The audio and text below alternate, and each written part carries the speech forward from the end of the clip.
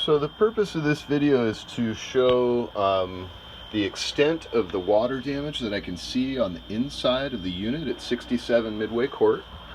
I've sent pictures in the past of individual locations, but I have not yet at any point put together a comprehensive video showing all the issues that are here. So this is the front bedroom. This is water damage. It's really difficult with this light. There it is. So that's water damage that once it presents, you know, it just kind of stays there. So it's difficult to determine whether the leak is continuing or if repairs that have been done to the outside, like caulking to this window, have had any effect on whether water still breaches here. Based on what we know now about the gutter leaking, any of the moisture in the walls could easily be coming from that. The gutter spans the entirety of the house. So this is the front window. There's also some water damage right there on the sill. If you kind of back out and look at the rest of this, you know, you can see spots where water has sat here. A lot of the windows leak. I know that I've expressed that via email before. So again, this is the front. We're going to go into the living room now, and this is the window that goes out to the front porch. And again, this is a spot that, you know, God, the light is killing me here. So this is a spot here. You can see the water damage there, right around the electrical socket. There's a previous video where this is the window that water was coming in from up there, and then going down the inside and then settling right there. Let's let the light adjust again, and again we see, you know, a bunch of water damage on the windowsills. So let's move over here. So this is another spot on the wall. This is a north-facing wall.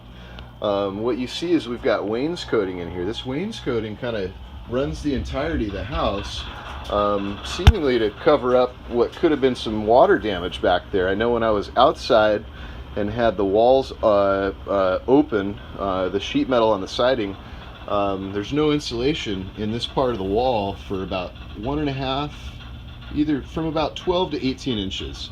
So the length behind the couch. What I'm stopping on here is water damage on the ground right here up above the baseboard.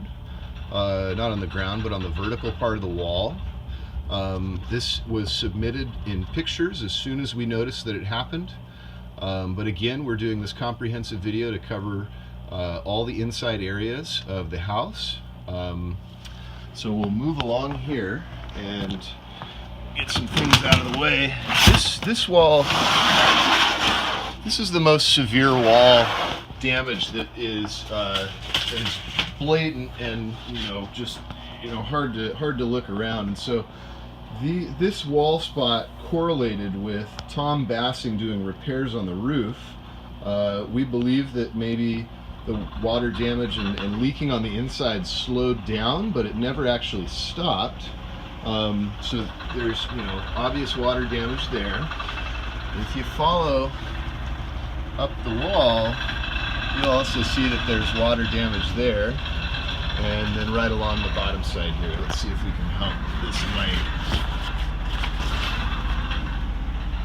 Okay, so that is a spot of water damage there. And then the last place, well, not necessarily the last place, I take that back. This is the back door.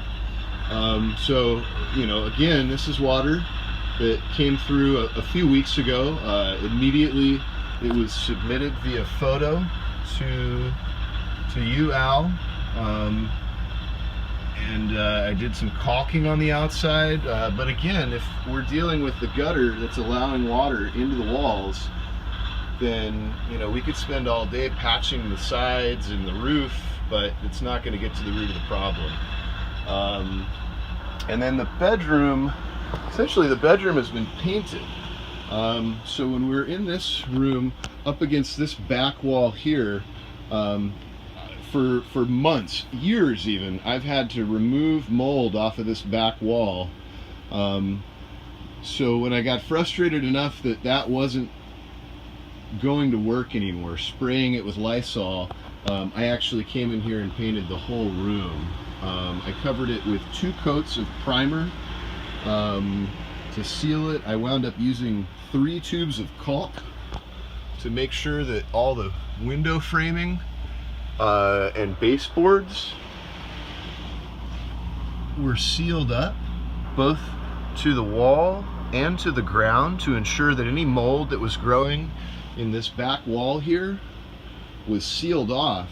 Now the root of the problem still hasn't been solved. That's the issue, is that the back bedroom, well, there's a, not the back bedroom, sorry, there's a gutter, you know, outside along the back there that runs the span of the house that is essentially letting water inside.